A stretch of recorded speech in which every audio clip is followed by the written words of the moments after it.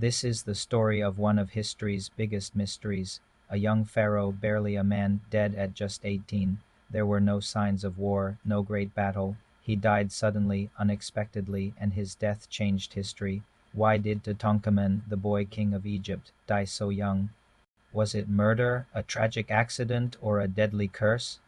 Let's find out in the dusty air of Egypt's Valley of the Kings.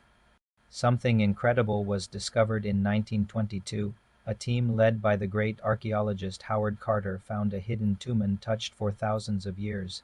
It belonged to the mysterious king Tutankhamun, who ruled from 1332 to 1323 BC. The discovery was earth-shattering. As they descended into the tomb, the explorers gasped. Before them lay a treasure trove of golden artifacts, chariots, weapons, jewelry, all crafted to accompany the pharaoh in the afterlife. But one item stood out above all others, the legendary golden mask of Tutankhamun, adorned with precious jewels, depicting the young king's serene face. It was the most exquisite piece of ancient art they had ever seen. But alongside these treasures lay an even greater question, one that has echoed through the halls of history. What was the truth about the pharaoh's untimely death?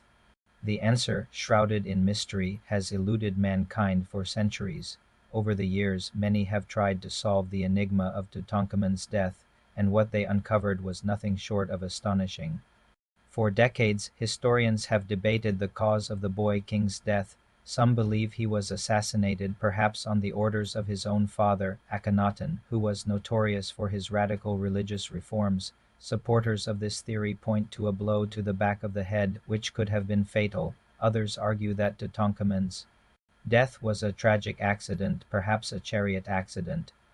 After all, ancient sources tell of a great crash that left him with a broken leg. This theory is supported by the discovery of chariots and horse bones in the tomb, suggesting that the pharaoh loved to ride. But as time went on, the mystery only deepened. No one could say for sure how Tutankhamun died. And then came the curse. Legend has it that anyone who disturbs the pharaoh's eternal rest will be cursed. When Carter first opened the tomb, many dismissed it as superstition. But soon strange things began to happen. Carter's financial backer, Lord Carnarvon, died suddenly of a mosquito bite gone wrong. Other members of the excavation team also suffered sudden health issues and strange accidents. Though none of these deaths could be directly linked to the tomb, rumors of a curse spread like wildfire. Now, modern science is shedding new light on the mystery. Scientists have used advanced technology to peer into the hidden tomb. They analyzed everything from the mummy itself to the artifacts found nearby, and what they uncovered was nothing short of astonishing. Computed tomography scans revealed that Tutankhamun was born with a weak bone disease, making him more susceptible to fractures.